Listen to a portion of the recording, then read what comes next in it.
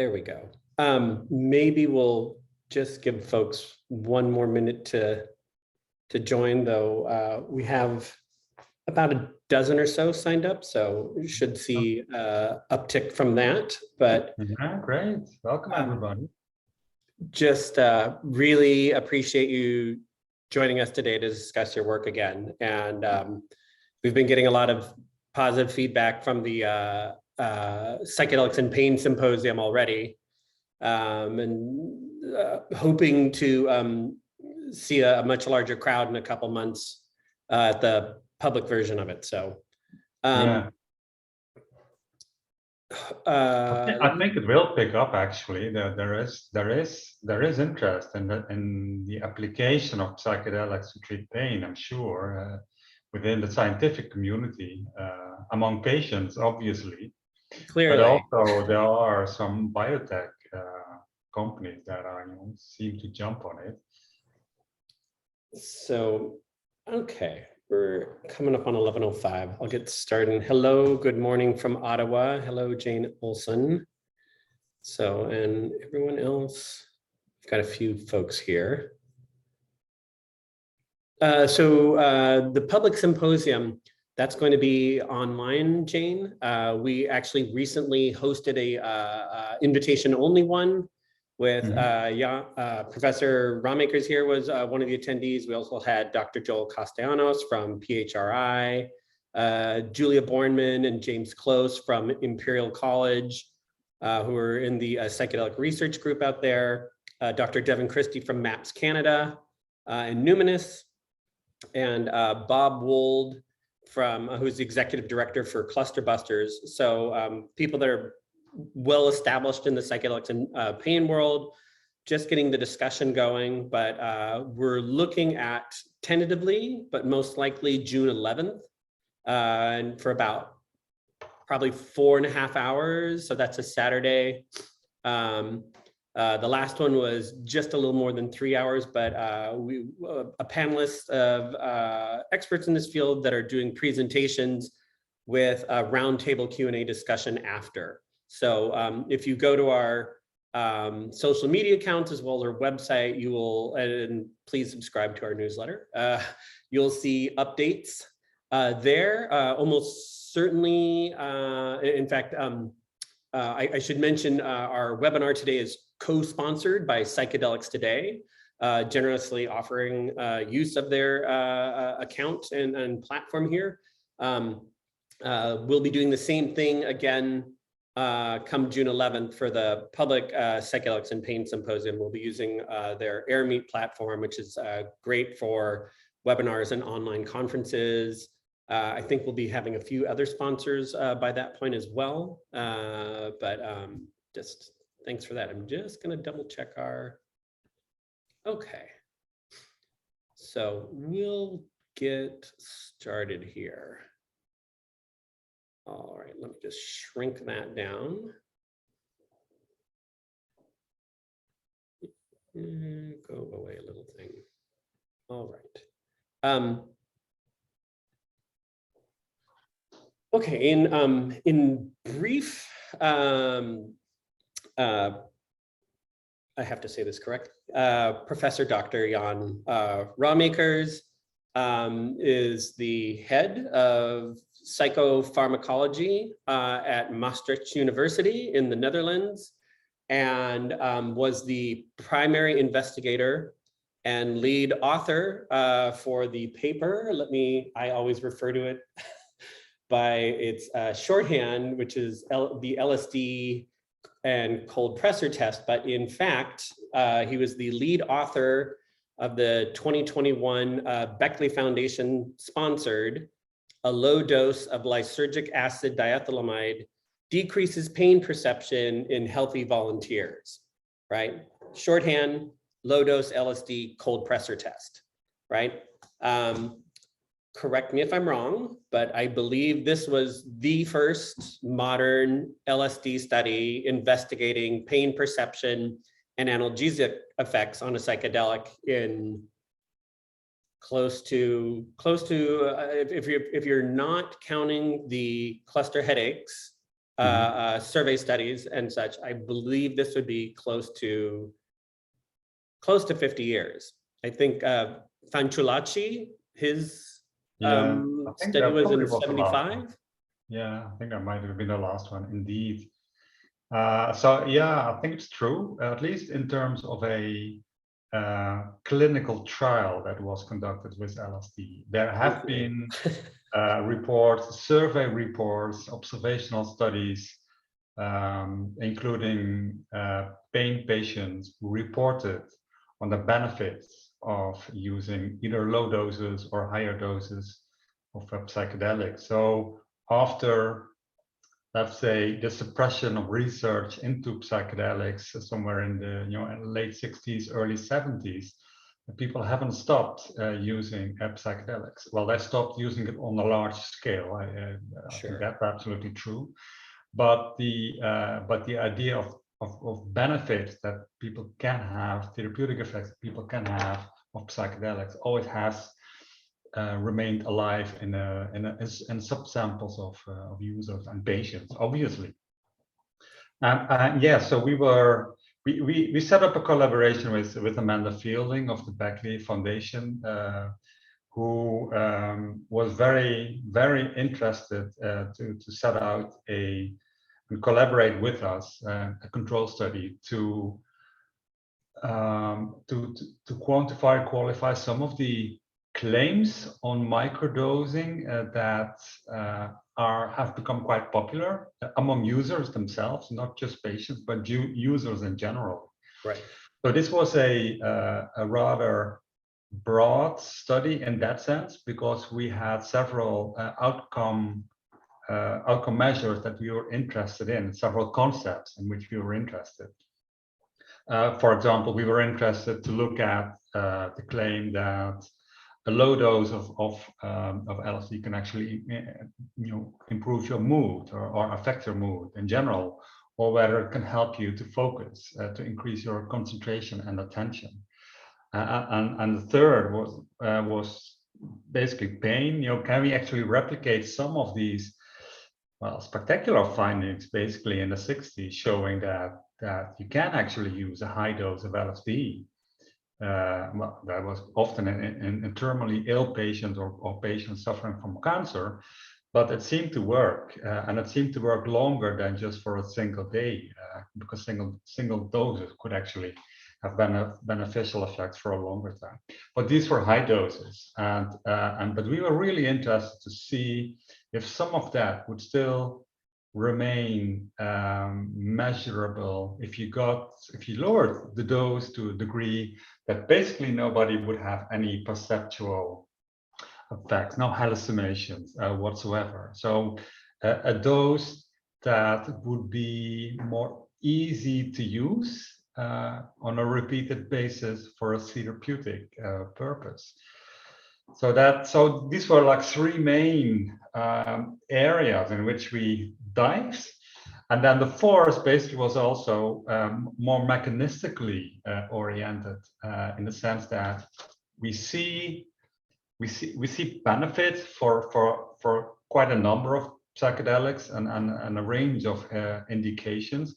But then the next question is, what about the mechanism? How does it work? How is it possible that a single dose can have long-lasting effects? There must be a mechanism that is being triggered by a single event that cascades into something that perpetuates longer. And of course, we have not. Others have proposed that neuroplasticity might be a mechanism that underlies many of those changes that we're seeing in the clinic. And for that reason, we were also interested to see whether it would actually be possible to pick up a neuroplastic change after an acute dose of a very low dose of LSD.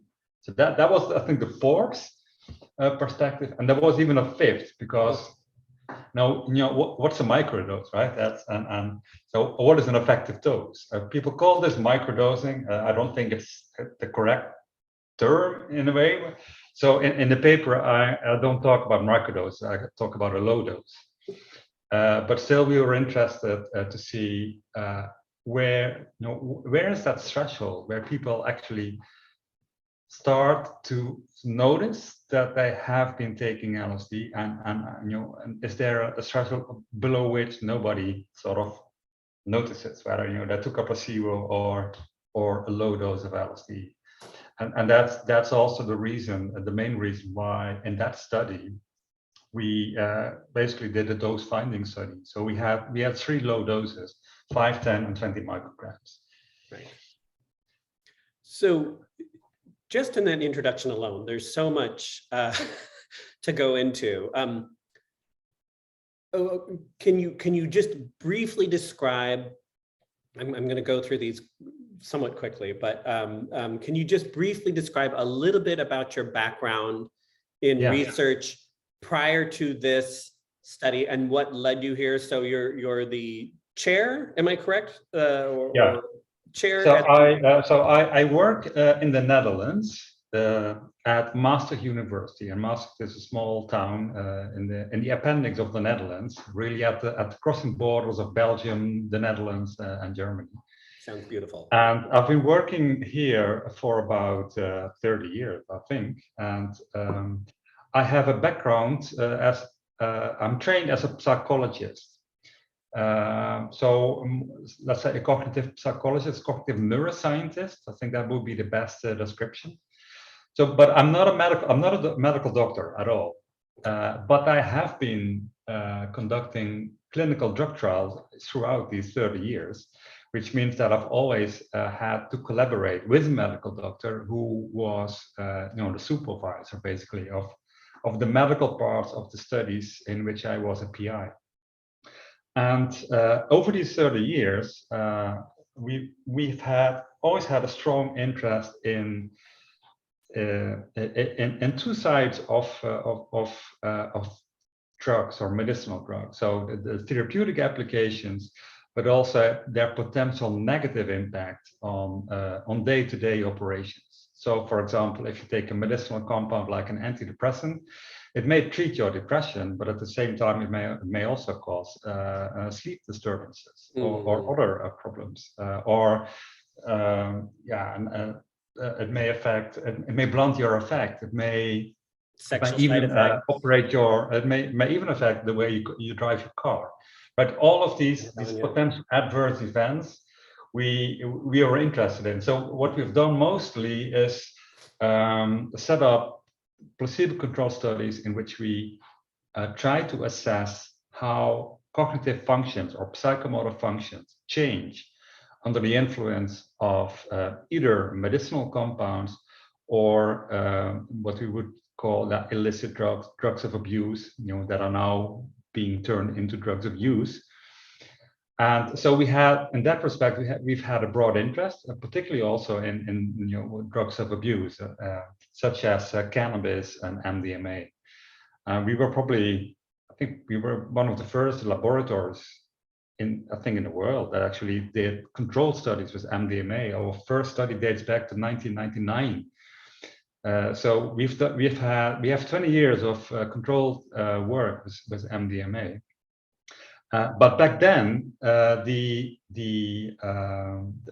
interest in MDMA was much different than the interest that it generates now. Because now we're talking about the 90s, when in the United States, Richard Ricorte published a paper in Science claiming that a single dose of MDMA creates neurotoxicity in squirrel monkeys. Right, and that made a huge impact, not only in science, but also in media. And that kind of colored the perception of the public on the harms of MDMA. And during that time, many have tried to speculate on what these findings in animals might mean for human brains.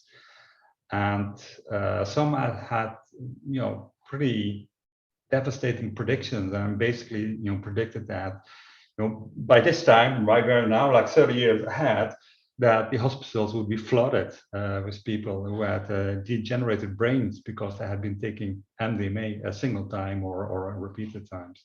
Right. And in that era, there were many papers that came out and that were comparing like cognitive functions like attention or memory of people who had used MDMA or were still using MDMA as compared to those who never used any kind of drugs or were just using cannabis. And that created a lot of noise in the field because these studies were kind of incomplete. It was always very difficult to really distinguish whether differences that you find in brain or cognitive function of MDMA users relative to non-users were actually caused by MDMA, or maybe they had a different lifestyle, maybe their alcohol levels were different, maybe they also used cannabis in all kinds of factors could have potentially caused these outcomes. And there's at that time. The question that's the point I wanted to make. So at that time, we thought, well, let's just find out ourselves whether a single dose is neurotoxic.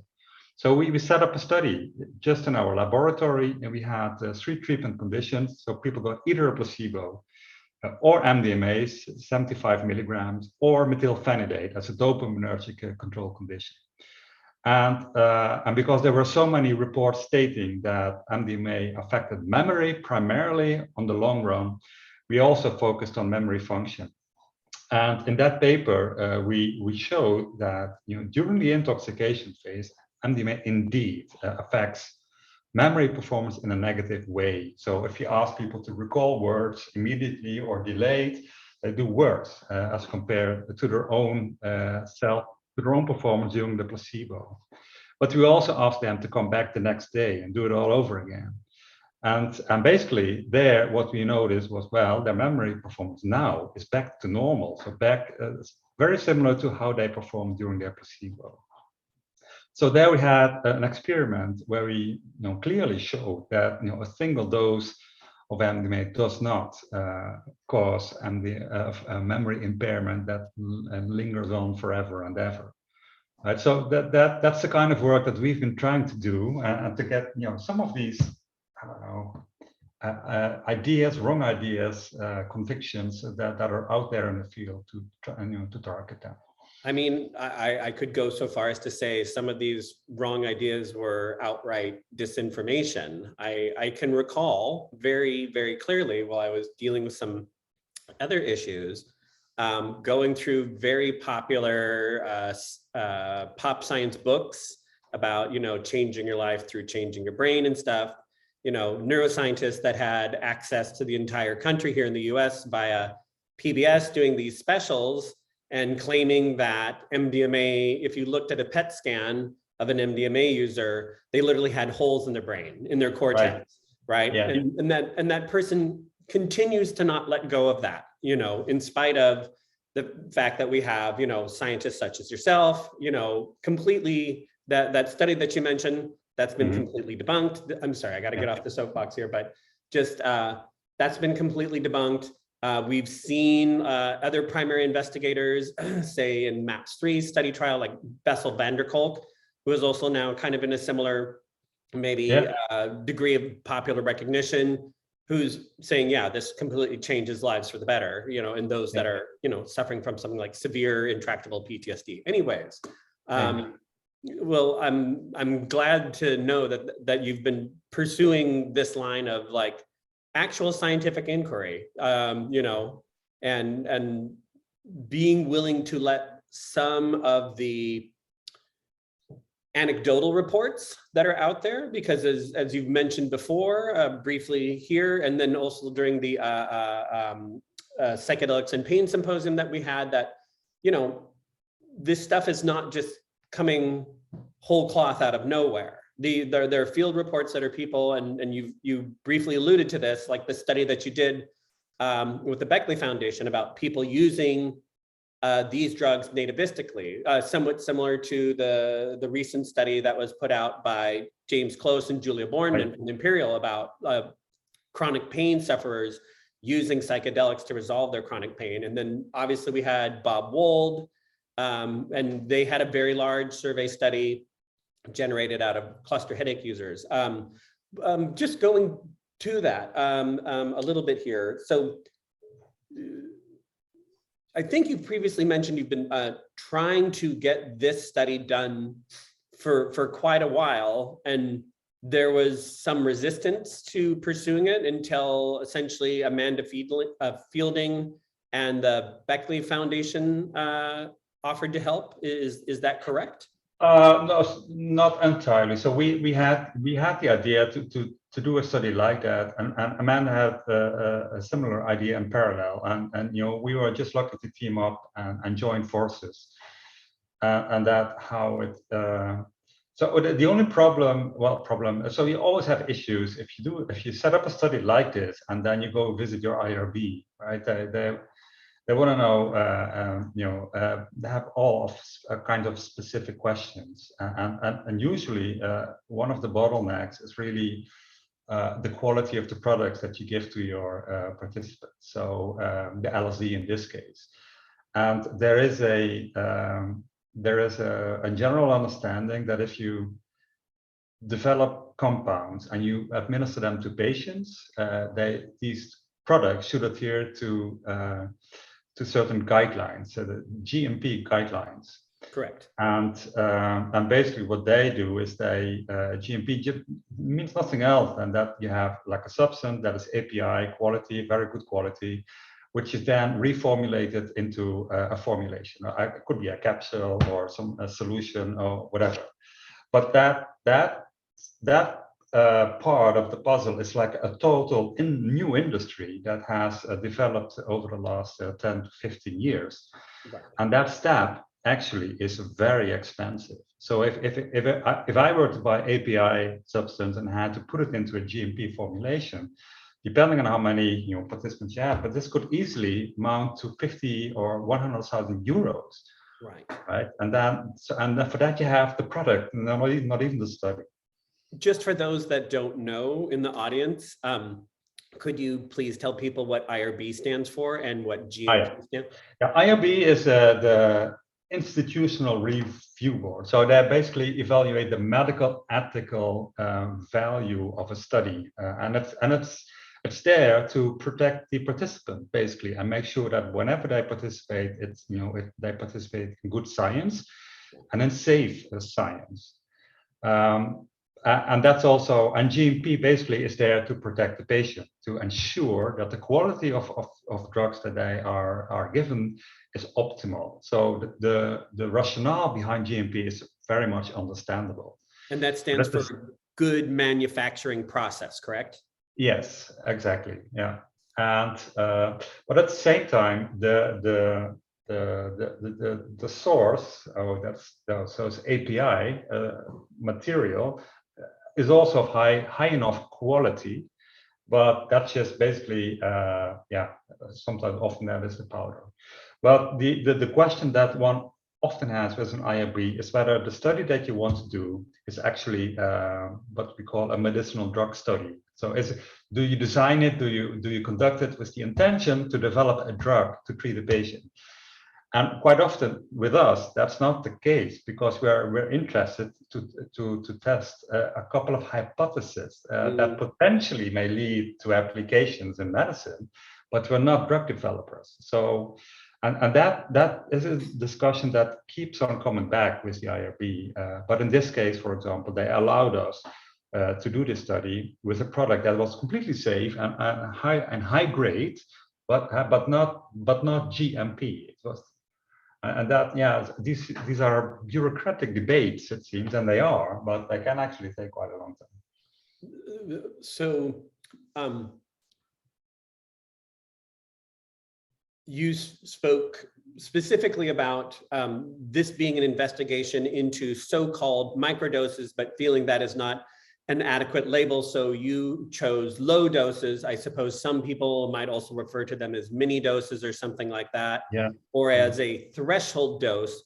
So I think it's somewhat more than anecdotally taken that, say in the case of LSD, the threshold, the sub-perceptual, above perceptual, post-perceptual threshold is around 13 micrograms ish. And say, just for folks that don't know, what would be referred to as a museum level dose, something that's, say, perceptually enhancing and everything, is maybe around 50 or slightly lower. So just placing the levels that you chose, the doses that you chose for your study, 5, 10, and 20, right? We're talking 2 that are clearly subperceptual. You take it, you have no idea you're on it. Someone could, quote unquote, dose you, put it in your water or your coffee, and you have no idea, right? Yeah, well, it's partly true. On average, I think it's true. But if you look at the individuals, there's quite a lot of variation. I think it's actually, there are cohorts, I think, that are susceptible. Yes. Yeah, I think it's probably true for the 5 micro. That really nobody kind of can tell the difference from placebo. But there were already individuals.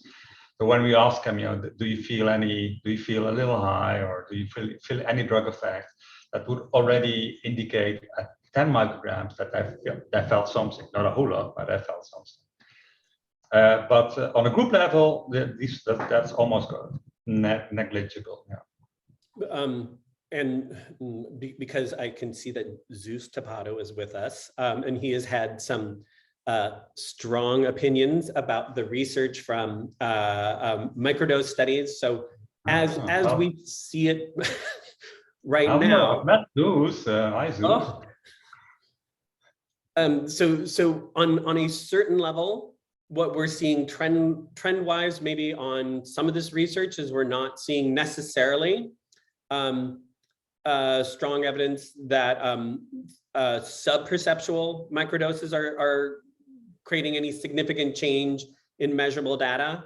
I will bring up, I don't remember her name, I really need to memorize this, the woman who was the lead organizer for the Washington, DC movement to decriminalize psilocybin.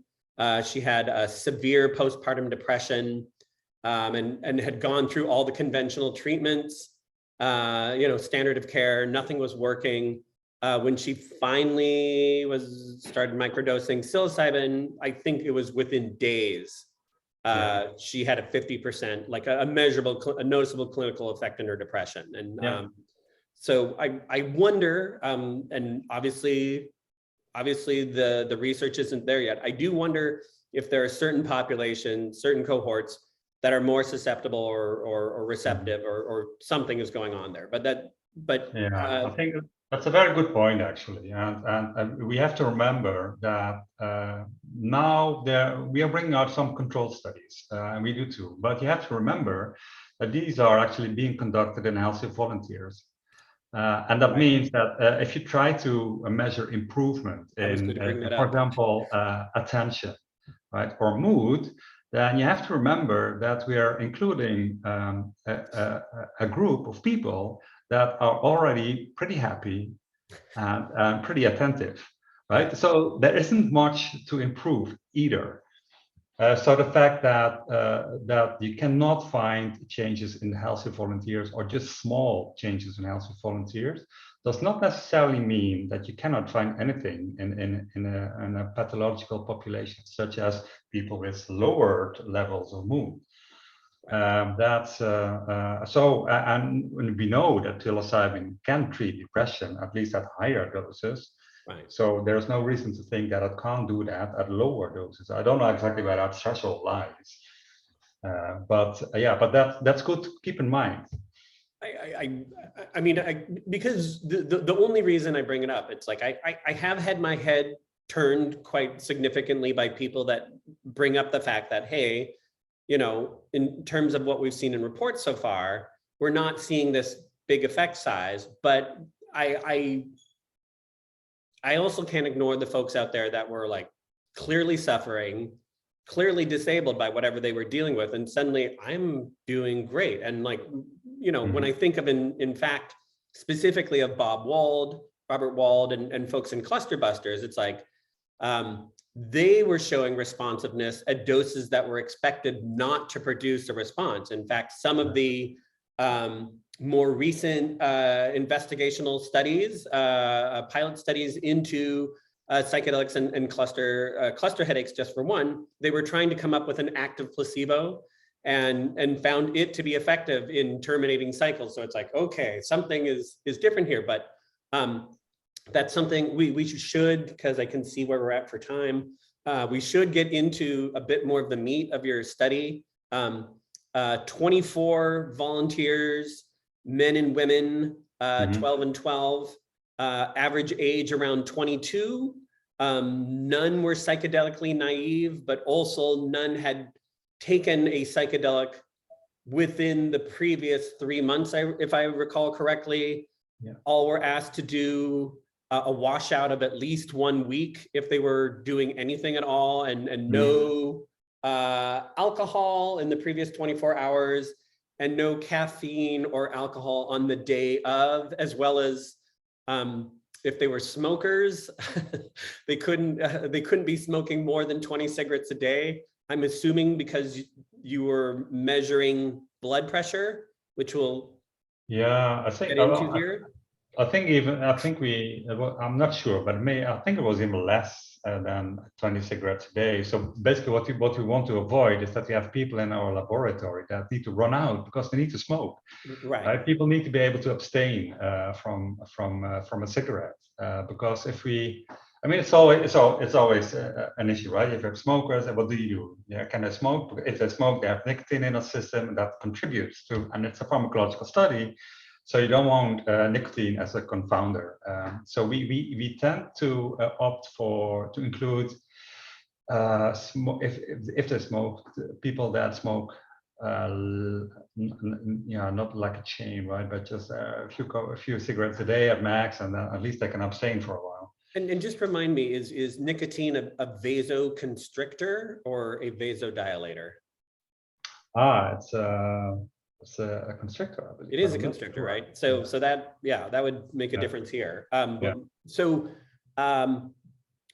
Okay, so would you mind describing the test? And sure.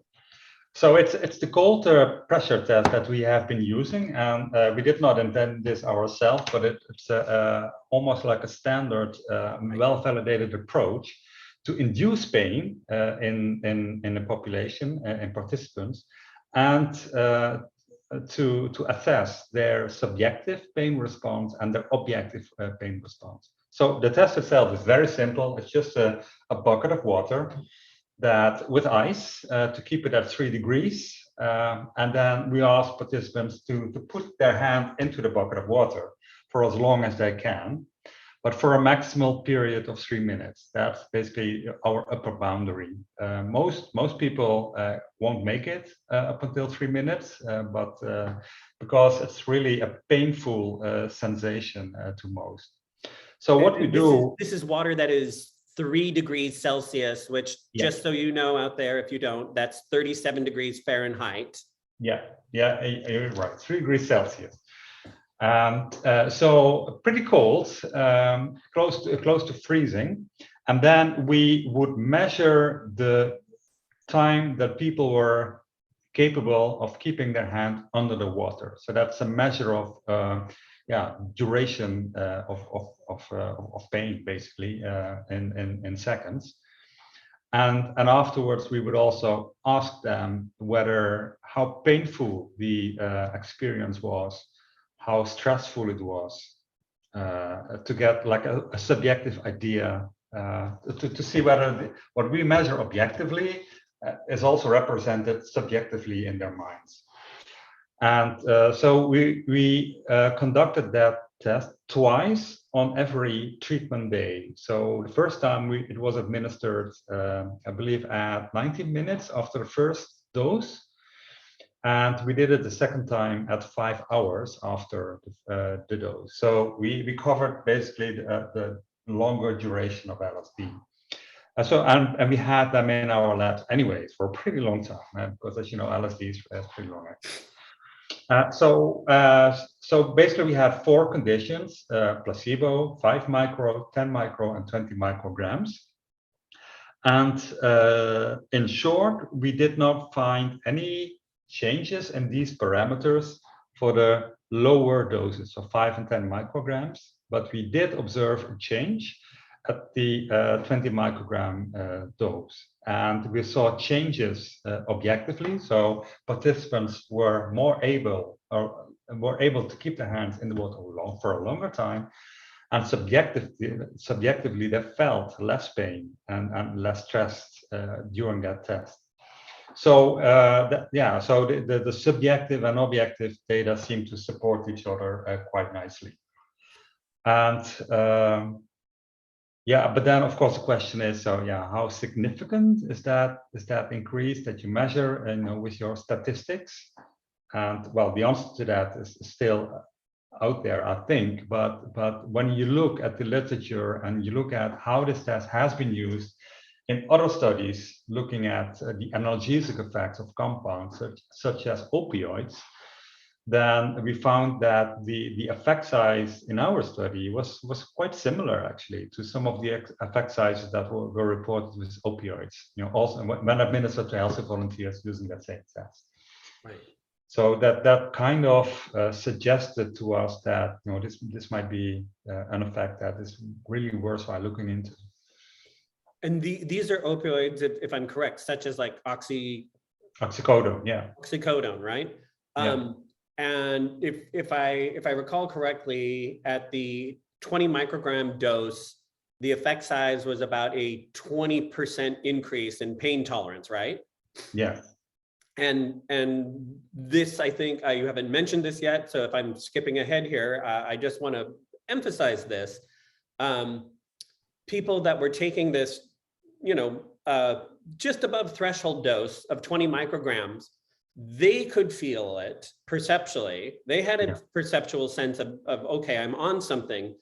But you emphasized previously at the symposium, as well as in your paper, anyone that would walk into the room would have no idea that they were on something.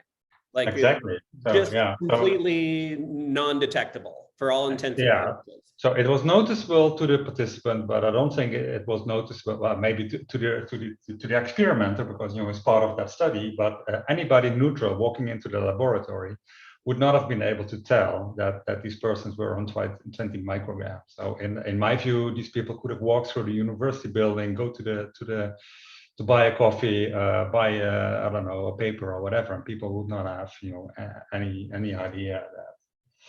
So so it's noticeable, but certainly it doesn't produce any hallucinations. And we measured their psychedelic experience with some validated instruments, and they increased after 20 micrograms, but very mildly.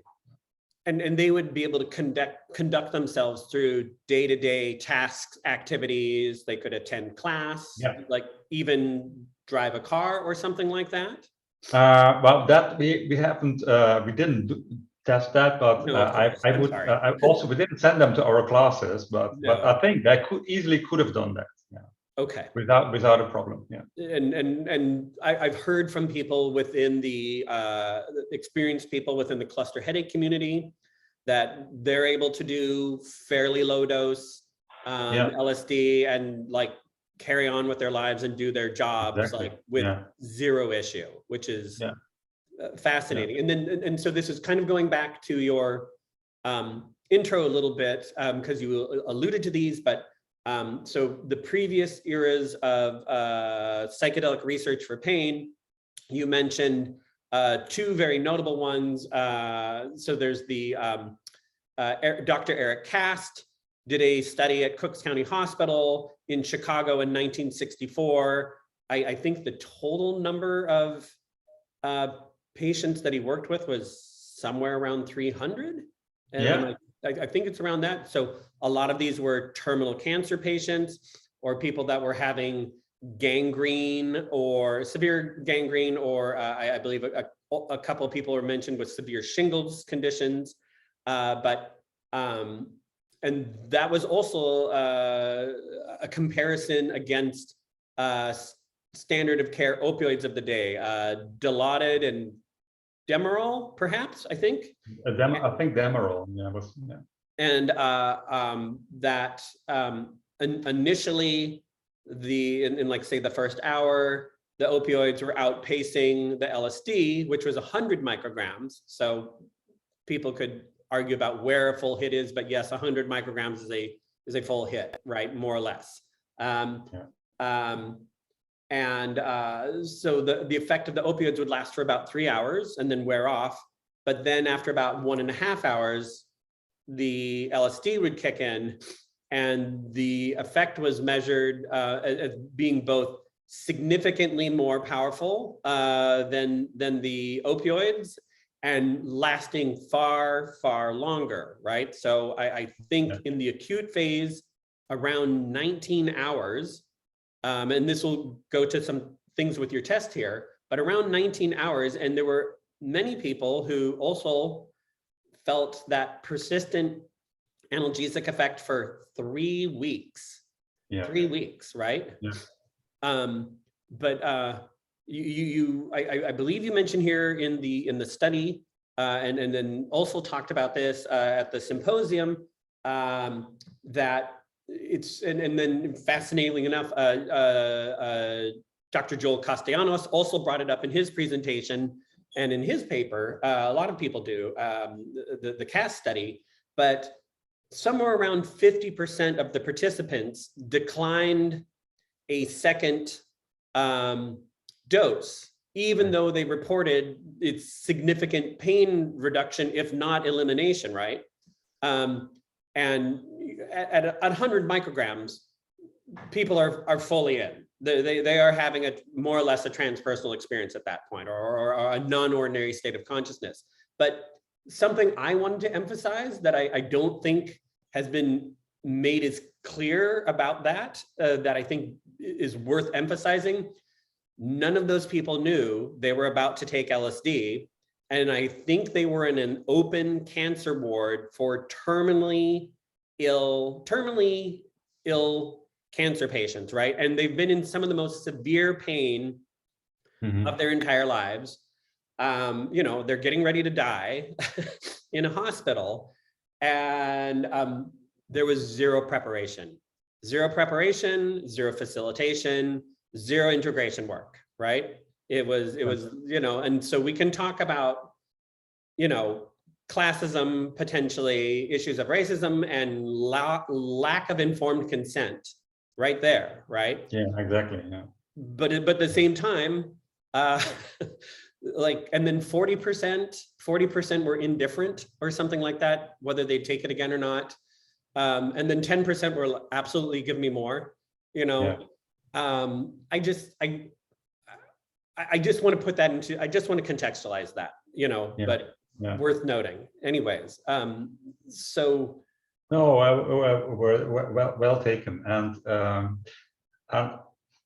But yeah, so, but I think also in the field, there is an idea that high doses and low doses might actually serve different purposes, and that's also what I've heard from people suffering, for example, from cluster headaches or other neuropathic pains, right? That high doses might be useful to sort of treat or shorten or stop an episode or a period of pain, whereas low doses may be more efficacious in sort of maintaining pain throughout the day, right? So they may serve different purposes, absolutely.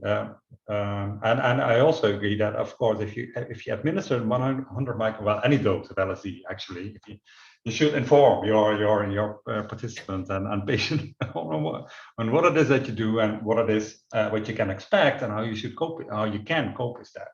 You should help people getting through these hallucinations in a good way.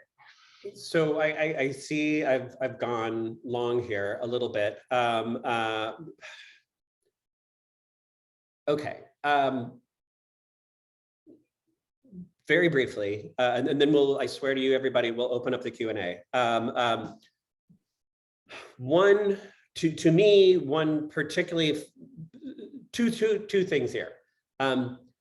You did your last test at 5 hours, correct? And this goes to what we were just discussing. You did your last test at 5 hours, and we were still seeing a persistent analgesic effect. Yeah. But we don't know if it continued beyond that, because your last test is at 5 hours, and generally it's accepted LSD is effective for around 12 hours, but even longer in some cases. And that's also been correlated even with low doses, correct? Yeah.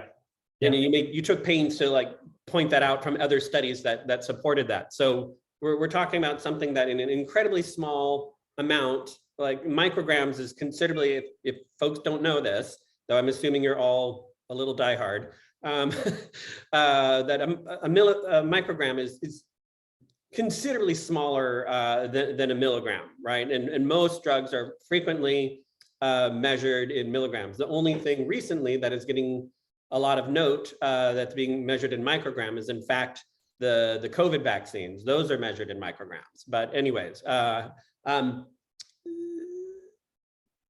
you mentioned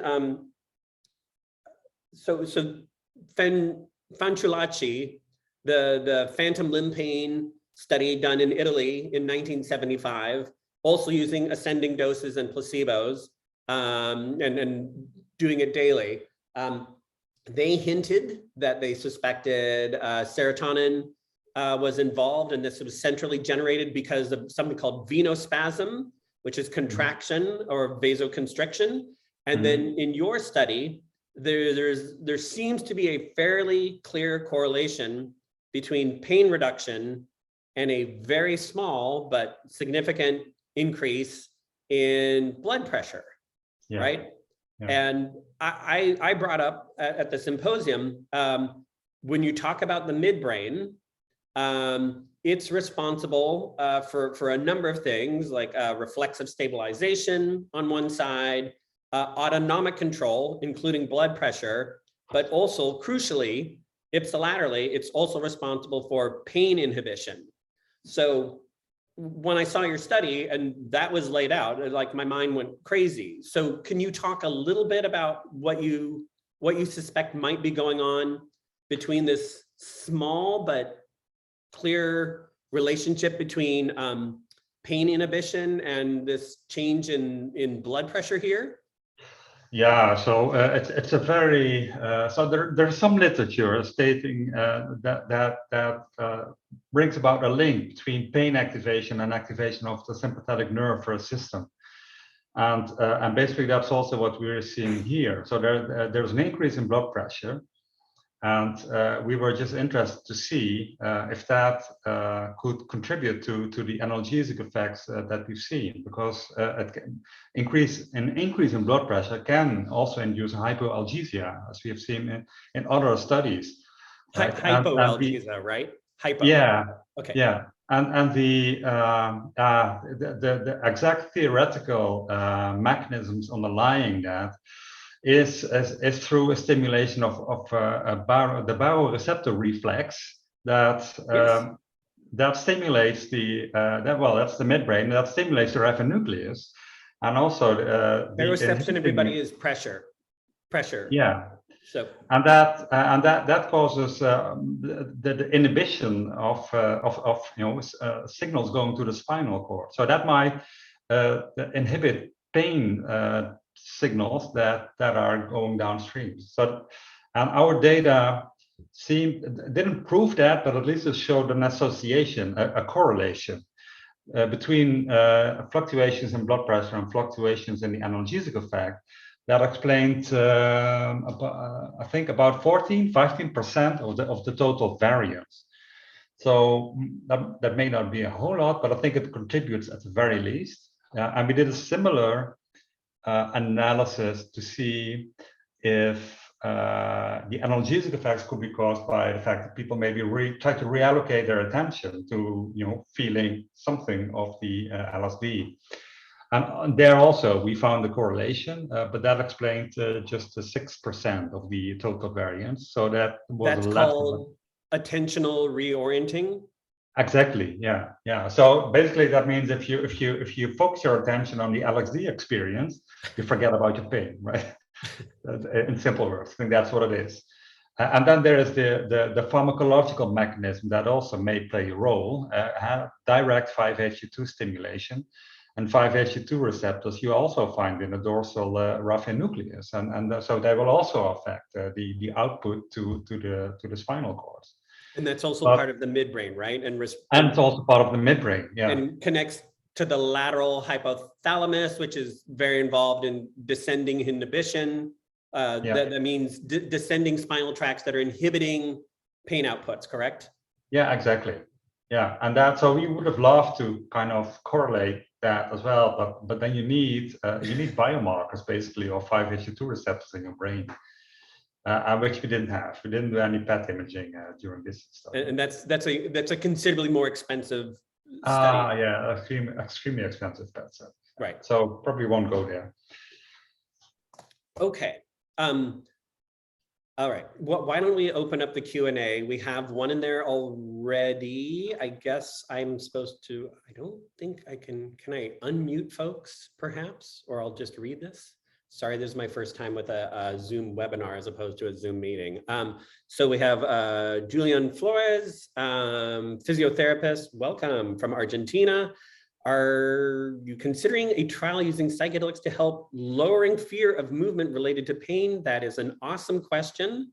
So if we consider all the work on fear extinction within MDMA trials and the implications that has on pain, absolutely, and startle reflex, I entered the meeting late. Okay, that's totally fine. Mm-hmm. Any thoughts around that? I mean, it's an interesting question, and indeed, it is clear that there are effects of psychedelics on the amygdala, so it may reduce your fear in all kinds of contexts, such as here. So if it works, I don't know. You need to study for that to find it out. But that's a great question. So what's the dose that has been, is that in the chat? Can I see it? Doesn't, I wonder if I can unmute him. Are you still here? He is. Can I allow to talk? Oh, there he is. Hi there. Hi, Julian. Julian, are you able to join us for a second? Sorry, can you hear me? Yes. Yeah, we can. Yes. Welcome. My English is not that good. I'm Spanish. So yes, I right now I'm in the clinic. A few minutes ago, I've seen a patient with fear of movement, and that question just came aboard. So, what do you think about that? Can it help some patients with high kinesiophobia? You know, some patients are very hard to treat just by telling them or teaching them, or just yes, that's right. It's very it's a bit tricky, I think, because on the one hand, you would say, well, you need perhaps a low dose is sufficient to treat the pain that is associated with the movement. But at the same time, if the person doesn't want to move because out of fear, then you might actually need a higher dose to reduce the fear in order to be able to move. Because I'm not aware of any low dose studies that actually demonstrated that these can already be fear reducing. So I would think maybe that you would actually have to go higher than a low dose, maybe go in the realm of a psycholytic dose and something like 50 micrograms or so. So that it really is like noticeable, but not at the same time not freaking out the patients because it isn't that high. But it might be enough to open up a patient or make them less rigid and reduce their fears. But I haven't seen any evidence that you can actually reduce the fear with a low dose already. Yeah, I was thinking about those studies about the end of life in cancer patients. You know, that they are more calm and they accept the end of their life and. But that's just a very vague relationship. they are less fearful of the death experience, you know? Yeah. They know they're going to die, so they're less, certainly less fearful. Yeah. I don't think that's like a representative population for your question. Yeah, yes, I think so. Yeah, I think you're right. We also see this with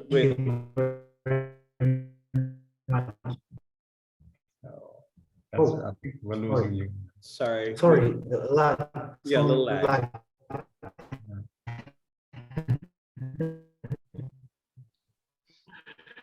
Yeah. I mean, I was just going to briefly say we have to get a couple other questions in here, and then we're going to have to probably. Oh, I was hearing you.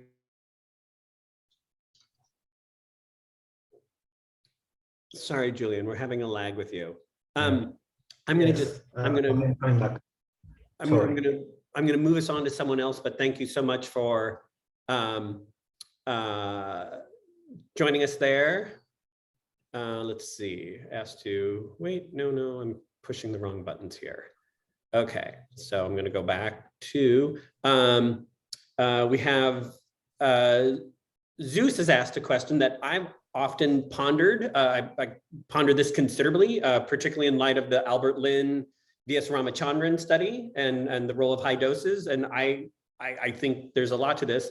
Hello, Jan. Can you tell us the role the visual cortex, has in the subjective psychedelic experience? And is there any evidence psychedelics modulates deeper layers of the cortex beyond I'm V1 and V2? So yeah.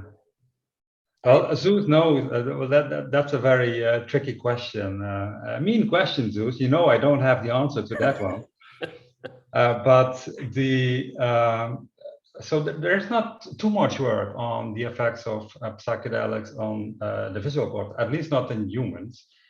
But there's one that I remember, always kind of remembered. It's a study by Jody Reba, like 10 years ago, where he was interested to follow people who had been taking ayahuasca on a single ceremonial occasion. And he put them into the scanner, let's say 1 week after the ceremony, I think. So basically to get a better fingerprint of the afterglow of the ayahuasca experience. And he measured functional connectivity, task-related brain activity, but also he used spectroscopy to look at glutamate levels. I think only glutamate levels, and he focused on the visual cortex.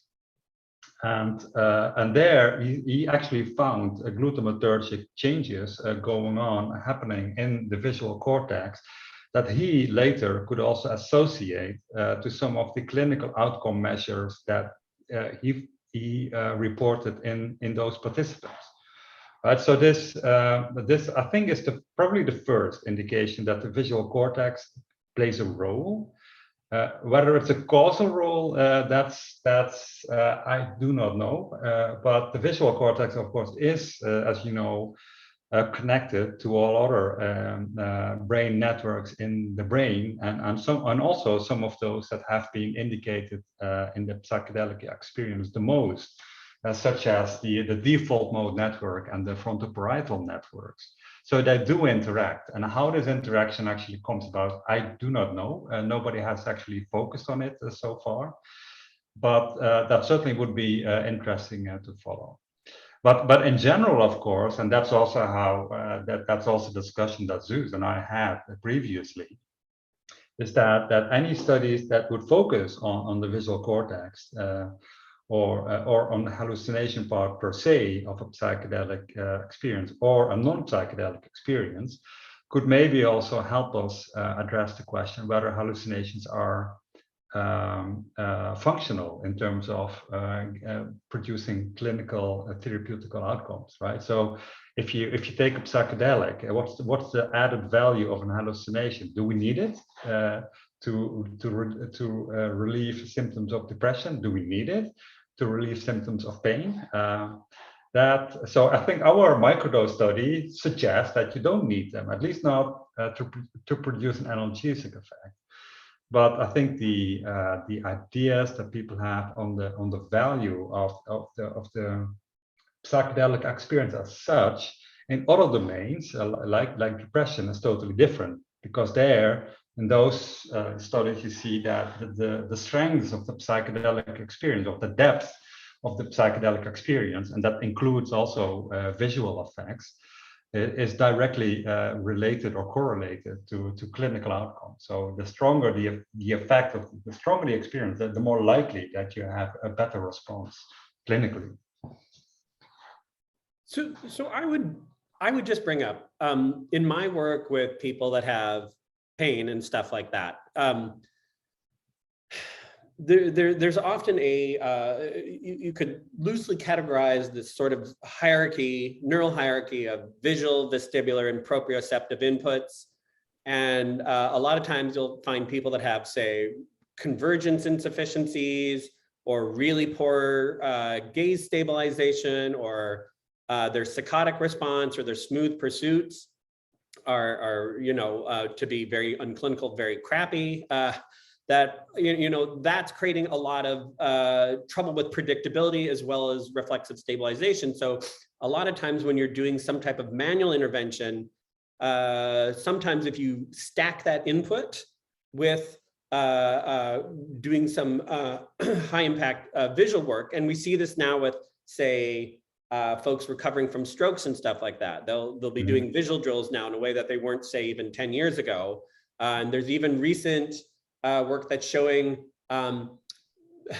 people that have had glaucoma surgery have a 30% decreased incident rate of dementia, and they think that's just because they're getting more visual input. I go back to my experience in the NYU study, and I cannot help but think that the sheer volume and intensity of visual activity that is going on, and then I compare that with the Albert Lin study using mirror box therapy and high dose, going to Jane's question here a little bit, and high dose psilocybin, I have to believe that the visual somatosensory cortex is deeply implicated here. And so we can look at things like the Kurumaro study, your study, the Fanciulacci study. Lowdose is doing some amazing work. You can talk about some of David Olson's work in terms of dendritic arborization, what Albert,